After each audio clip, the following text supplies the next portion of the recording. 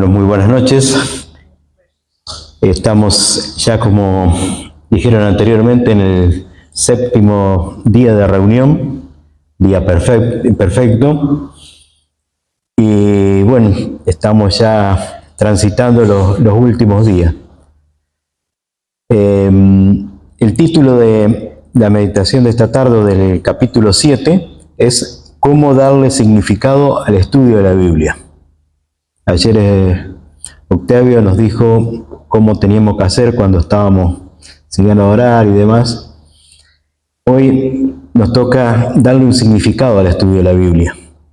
Y la frase que tiene al principio del capítulo 7, que engloba tal vez un poco todo el capítulo en resumen, dice: jamás leas la Biblia como un deber, sino con el propósito de encontrar las respuestas divinas a los dramas que enfrentas cada día. Esa sería la frase que tiene al principio. Y este capítulo está dividido en 4 días y vamos a ir por parte, ¿no es cierto? Y la primera parte sería encontrándole sentido a la Biblia. Bueno, nosotros hay momentos que el dolor y la tristeza a veces son tan densos, tan fuertes, que no nos dejan ver a Jesús. Y la vida está llena de misterios y situaciones que a veces son inexplicables y que, por supuesto, nos cuestan a veces aceptar esas situaciones. Y en esos momentos debemos tener en claro que por más que mi corazón herido me dice ahí llorando que Dios también me abandonó, porque muchas veces es la sensación que sentimos, ¿no es cierto? Pero no, Dios está a mi lado, siempre. Hay uno de los versículos que menciona Sofonías 3:17, donde dice: el Señor está en medio de ti y te salvará con su poder. Por ti se regocijará y se alegrará.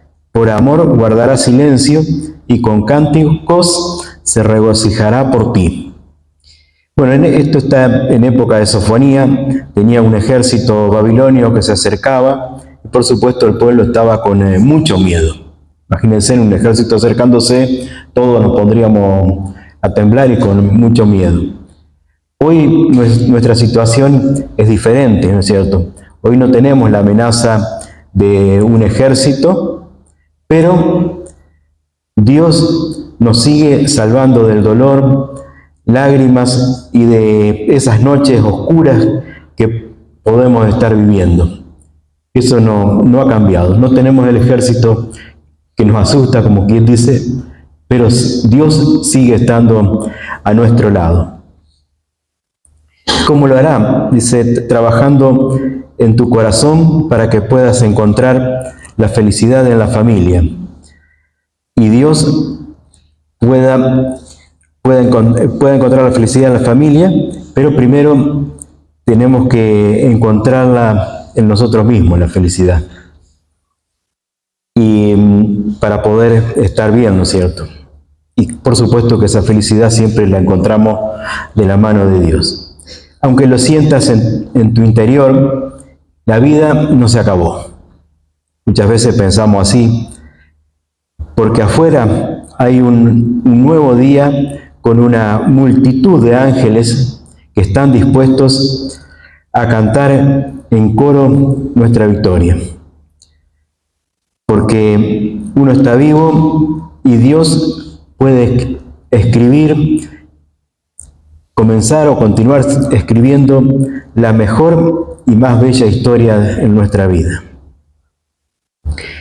Y viendo el pastor Bullón acá, hace una pregunta en la página 111, que referente al encontrar el sentido cuando leemos la Biblia, ¿no es cierto? Y dice: ¿por qué la lectura de la Biblia te parece insípida y sin mucho significado? Y a veces nos pasa, ¿no es cierto?, que leemos y no encontramos mucho significado.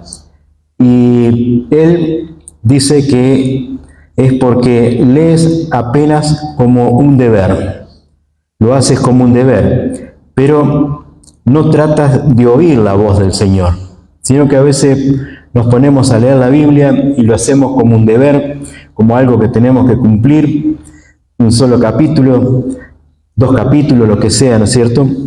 Y no lo hacemos para oír la voz de Dios. A través de la lectura, dice aquí una cita que está al final de la página, dice: Dios no te dio la Biblia como un deber más entre los muchos que tienes. Infelizmente, la mayoría de los cristianos encara el estudio de la Biblia de esa manera, y con frecuencia algunos profesores de la escuela sabática se encargan inconscientemente de afianzar ese concepto, al reclamar cada vez que no se informa el estudio completo de la lección semanal. Dios nos dio la Biblia para que no sea una carga pesada, sino para que la disfrutemos leyéndola. La segunda parte sería una carta de amor, el título que tiene el libro. Dice, o sea, Dios no te creó como una máquina para obedecer. Él no inspiró a los escritores bíblicos para que vos tengas que leer la Biblia por obligación, sino que pensó en una historia de amor con Él, pero, y aquí viene el pero, Satanás se encargó de hacerle creer a nuestros padres que Dios quería que no fueran felices, que dejasen las enseñanzas de lado, que ellos no iban a morir, también les dijo, sino que se volverían como Dios. El engaño famoso, ¿no es cierto?, de que conocemos todo del Edén en el Génesis. Desde el momento que le creyeron, ya no encontraron lugar en el Edén y se escondieron entre los árboles del jardín. A pesar de todo, Dios no los abandonó al destino que se forjaron, sino que fue a buscarlos. No los dejó solos, sino que los fue a buscar. Con el tiempo, el ser humano se fue alejando del Creador. Y el Señor, a través de los escritores que inspiró para la Biblia, los inspiró para que escriban esos mensajes que tenemos nosotros, ¿no es cierto?, hoy en la Biblia y que podemos estudiarlos. En realidad, la Biblia es una carta de amor que Dios nos dejó escrita para ayudarnos a sobrellevar la vida en este mundo de dolor y miseria, ¿no es cierto? Ahí esa carta de amor tenemos que consultarla. Pero nuevamente aquí Bullón vuelve a hacer otra pregunta con respecto al sinsentido que a veces, lo que a veces sentimos, nos da esa sensación de no tener sentido lo que leemos. Dice, ¿por qué la Biblia parece no tener sentido para ti? Y vuelve a recalcar que la respuesta es simple, porque nosotros la leemos como una obligación. Lo recalca bastante en todo el capítulo, la obligatoriedad que a veces tomamos nosotros con la lectura de la Biblia, ¿no es cierto? Si aprendemos a leerla poco a poco, tratando de encontrar respuestas a las inquietudes y aplicando cada versículo a alguna situación o problema que estamos pasando, va a ser más llevadera la lectura de la Biblia, ¿no es cierto? Por ejemplo, si leemos en San Mateo 5:43, que nos dice, ama a tus enemigos, bendice a los que te maldicen y perdona a los que te hieren.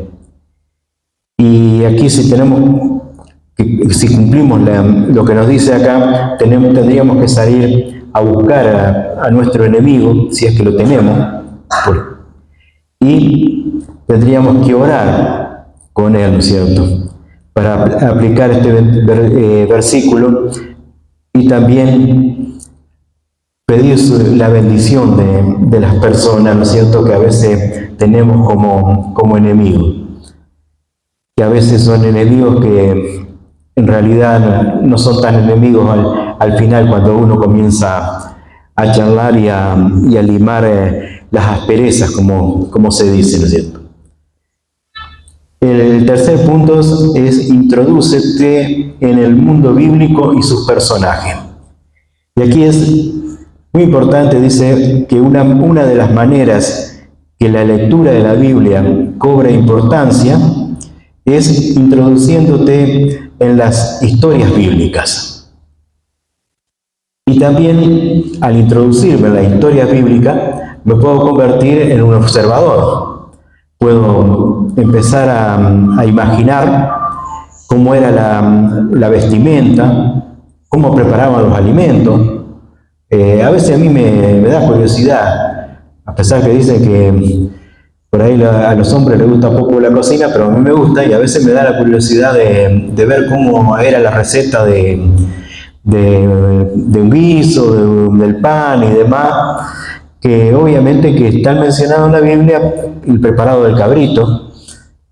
Bueno, esta hora ya empieza la hora de la cena, por ahí los voy a castigar, pero sería lindo ver cómo lo preparaban y demás, ¿no es cierto?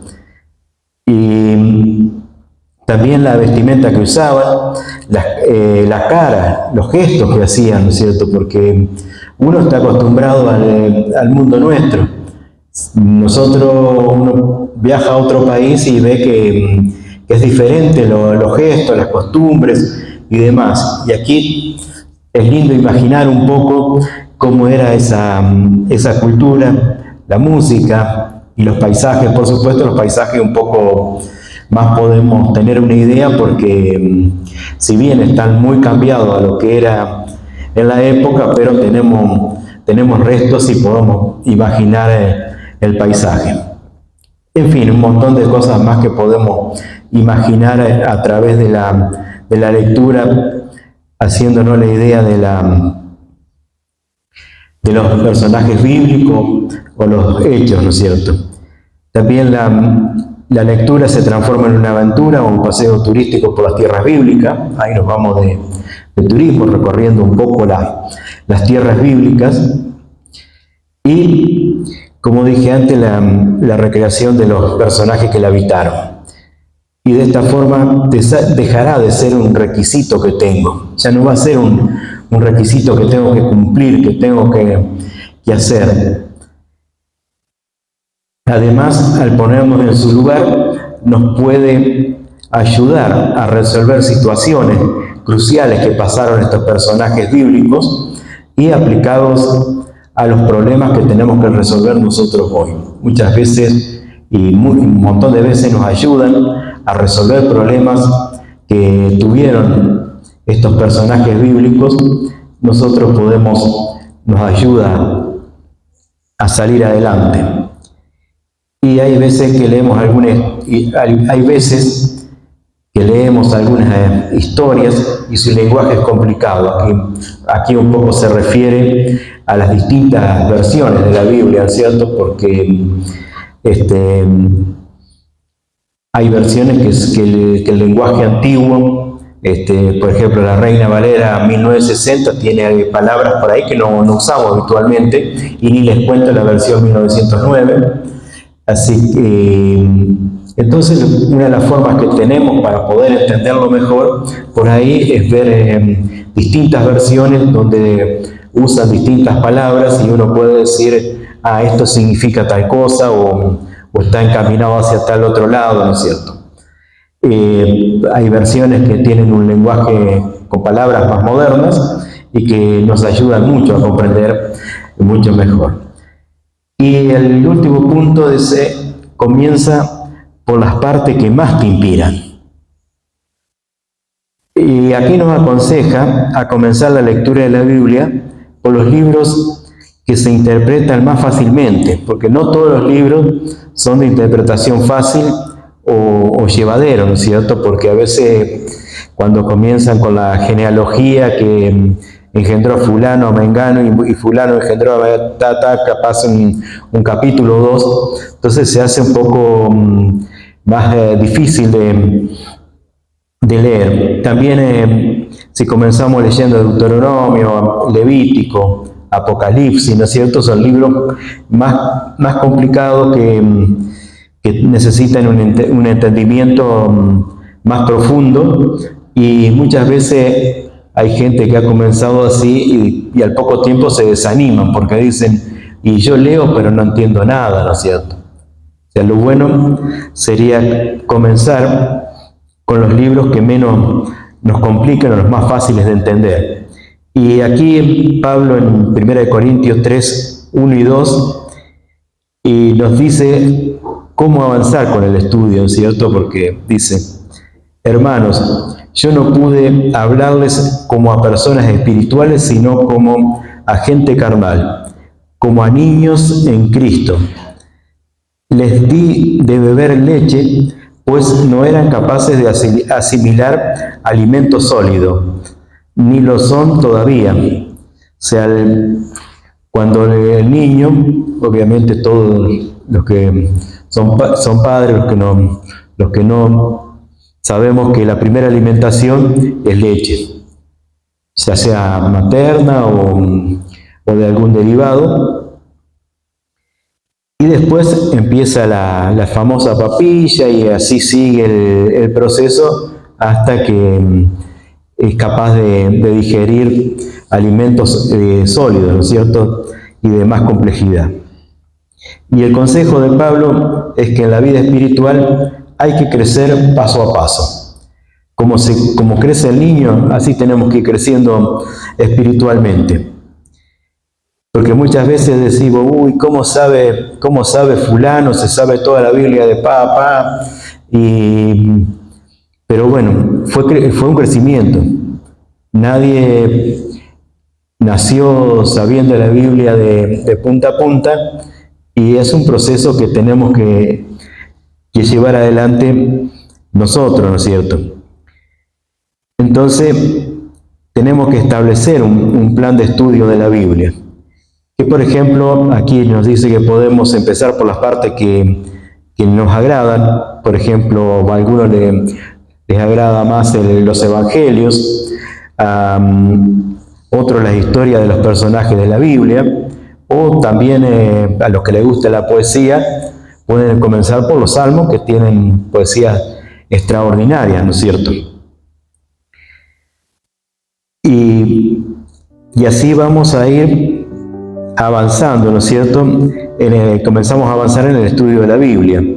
Pero aquí, cuando dice que tenemos que comenzar con lo sencillo, no nos tenemos que estancar con lo sencillo.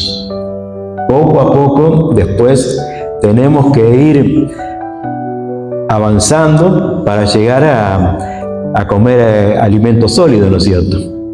Y a llegar a profundizar en los temas más complejos que tiene la Biblia, que muchas veces son profecías, que uno tiene que estudiar cosas, mucha simbología de interpretación. Por eso uno tiene que comenzar con lo suavecito y después llegar ahí a temas más profundos. O sea que una de las cosas que tenemos que hacer a partir de ahora, y si lo veníamos haciendo, continuarlo, es buscar un método para el estudio de la Biblia. Y yo personalmente soy de leer únicamente, no rayo ningún libro, y en casa es fácil saber quién leyó el libro, porque a Dalila le gusta subrayar las ideas principales. En cambio los libros míos están prácticamente tal cual los compré, nada más que el uso nomás También uno puede ir sacando frases para tenerlas ahí. O sea, lo importante, cada uno tendrá su forma de ir alimentándose de la palabra de Dios. Pero, y aquí como cierre, lo más importante es que nunca dejen de estudiar la Biblia con alegría y dejar de lado la obligación. Tenemos que estudiarla como alegría, como el alimento que nos da para poder día a día resolver problemas y demás. Así que es mi invitación en esta noche de seguir estudiando la Biblia con alegría o comenzar a estudiarla con alegría. Amén.